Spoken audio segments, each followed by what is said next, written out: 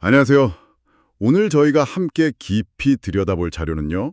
바로 미국, 중국, 한국, 일본, 영국, 프랑스 이 주요 6개국의 인공지능, 그러니까 AI 교육 현황을 비교 분석한 내용입니다. 네, 각 나라가 이 AI 시대를 어떻게 준비하고 있는지 그 전략과 실제 교육 현장을 좀 자세히 살펴보는 시간이 될 것 같습니다. 맞습니다. 당신이 이 분야의 최신 정보를 좀 빠르게 얻고 또 각국의 접근 방식 차이에서 중요한 통찰을 발견하는데 도움이 되는 게 목표죠. 네, 바로 시작해 볼까요? 좋습니다. 그럼 첫 번째로 이 정부 정책 방향부터가 상당히 다른 것 같아요. 자료 보면 미국은 연방 차원에서 로드맵을 만들고 특히 그 산업계 협력을 강조한다 이런 내용이 있고요. 네, 그렇죠.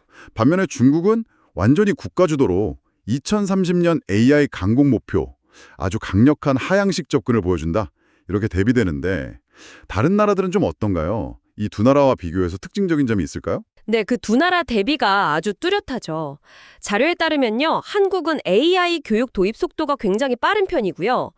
AI 인재 10만 명 양성 같이 뭐랄까 구체적인 수치를 제시하면서 융합 인재 육성에 집중하는 모습이에요. 아, 목표치가 명확하군요. 네. 그리고 일본은 더 나아가서 디지털 인재 25만 명 양성, 이걸 목표로 모든 대학 신입생에게 AI 교육을 의무화하는 상당히 파격적인 시도를 했더라고요. 오, 모든 신입생이요?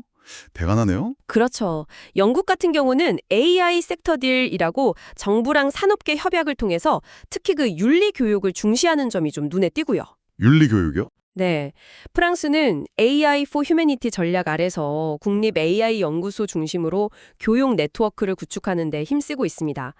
보면 각국의 우선순위가 좀 명확하게 갈리는 거죠. 네, 확실히 정책 방향이 다르니까 가르치는 내용이나 방식도 차이가 클 것 같습니다. 자료에 보니까 영국은 이미 10여 년 전부터 만 5세 코딩 교육을 시작했고 미국도 스템 교육이랑 연계해서 AI 교육을 강화하고 있다.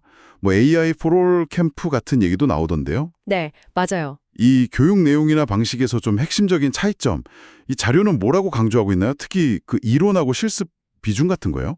그거 중요한 부분인데요. 자료를 보면 미국이랑 영국은 문제 해결 중심의 실습, 이걸 좀 강조하는 경향이 뚜렷해요. AI for Kids 같은 프로그램이 대표적이죠. 실습 위주군요. 네. 한국 같은 경우는 AI 교육 과정 중에 실습 비중을 한 60% 정도로 가져가면서 프로젝트 기반 실무형 교육에 힘을 싣고 있고요. 아, 한국도 실무 중심이네요. 반면에 일본과 프랑스는 아무래도 전통적으로 수학이나 이론적 기초를 좀 중시해 왔기 때문에 상대적으로 실습 경험 부족이 좀 과제로 지적되기도 하는 것 같아요. 그렇군요. 이론이 강한 만큼의 또 다른 과제랄까? 네. 물론 프랑스는 파리사클레 대학의 연구 중심 석박사 과정처럼 강점도 분명히 있습니다. 중국은 초중고 AI 교과 의무화로 양적인 확대는 정말 인상적인데 다만 이제 교사 전문성 확보 같은 질적 성장이 과제로 남아있다고 분석하고요. 질적 성장. 네, 그리고 AI 윤리 교육은 역시 영국이 가장 체계적이고 다른 나라들도 그 중요성은 다 인식해서 계속 확대하는 추세다. 이렇게 보고 있습니다. 하긴 AI 윤리는 정말 중요한 문제죠. 결국 이렇게 키운 인재들은 산업 현장에서 활약해야 할 텐데요. 기업과의 협력, 그러니까 산학협력 방식도 나라마다 좀 다를 것 같습니다. 자료에서는 어떤 다양한 모델들을 좀 보여주고 있나요? 네, 그것도 상당히 흥미로운 비교 포인트인데요. 미국 같은 경우는 구글이나 마이크로소프트 같은 큰 기업들이 자발적으로 교사 교육 프로그램이나 학교 프로젝트를 지원하는 방식이 아주 활발해요. 기업 주도적이군요. 그렇죠. 영국도 딥마인드가 교육부랑 협력하거나 BBC가 AI 리터러시 캠페인을 벌이는 걸 보면 민간의 역할이 상당히 크고요. 반면에 한국과 중국은 정부 정책 방향에 좀 맞춰서 대기업들이 참여하는 모델이 좀 더 두드러지는 것 같습니다. 삼성 청년 SW 아카데미, SSAFY나 네이버 AI 해커톤 같은 사례가 대표적이겠죠. 아, 정부 정책과 연계된 대기업 참여. 네, 프랑스도 정부와 기업이 협력해서 인턴십을 운영하는 방식을 쓰고 있고요. 성과 면에서 보면 중국은 AI 논문 기여도나 졸업생 증가율 같은 양적 성장이 아주 눈에 띄고 영국은 비전공자를 대상으로 한 전환교육 장학금 지원, 이걸로 다양성 확보에 주력하는 모습이 좀 인상적입니다. 네. 각국에 정말 이렇게 AI 교육에 힘쓰고 있는데 물론 어려움이나 과제도 당연히 있겠죠. 자료에서 좀 공통적으로 지적하는 문제점은 뭘까요? 그리고 또 나라별로 특별히 좀 강조되는 과제 같은 게 있을까요?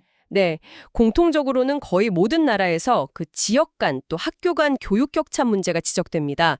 아무래도 수도권이나 대도시와 지방 간의 인프라나 교사 전문성 차이가 크다는 거죠. 그건 정말 고질적인 문제인 것 같아요. 좀 보면 미국과 영국은 AI 분야의 다양성 부족 문제 해결, 그리고 윤리적, 법적 대응 교육 강화, 이게 좀 시급하다 이렇게 분석하고 있고요. 네. 다양성과 윤리? 네. 중국과 한국은 워낙 교육 변화 속도가 빠르다 보니까 이럴 현장에 잘 따라가고 또 안정적인 평가 체계를 구축하는 것, 이게 중요한 과제로 꼽힙니다. 아, 속도에 따른 적응 문제군요. 그렇죠. 일본과 프랑스는 여전히 그 이론 중심 교육에서 좀 벗어나서 실습이나 응용 교육을 더 강화해야 한다. 이런 지적이 계속 나오고 있습니다. 네, 종합해보면 전반적으로 AI 교육이 이제 어떤 특정 전문가 영역을 넘어서서 모든 시민의 기본 소양으로 자리 잡고 있다. 이런 흐름이 분명해 보입니다. 맞습니다. 기술 교육뿐만 아니라 윤리 교육, 그리고 평생학습의 중요성도 점점 커지고 있고요. 온라인 교육과 현장 실습을 결합하고 또 기술 교육과 함께 윤리 교육도 강조되고 네, 각국이 자국의 강점을 살리면서도 이런 공통의 과제를 해결하려고 노력하는 모습, 이게 전 세계적으로 나타나고 있다는 것이 이 자료의 핵심적인 시사점 중 하나라고 할 수 있겠습니다. 네, 오늘 6개국의 다양한 AI 교육 전략을 비교해 보니 단순히 기술 경쟁을 넘어서 각 사회가 중요하게 생각하는 가치나 미래 인재상까지 좀 엿볼 수 있었던 것 같습니다. 그렇죠. 흥미로운 지점들이 많았습니다. 당신이라면 오늘 살펴본 여러 국가들의 접근 방식 중에서 어떤 점이 가장 인상 깊으셨나요? 그리고 이런 글로벌 경쟁 속에서 앞으로 우리에게 정말로 필요한 AI 역량은 무엇일지 잠시 생각해보는 시간을 가져보시는 것도 좋겠습니다.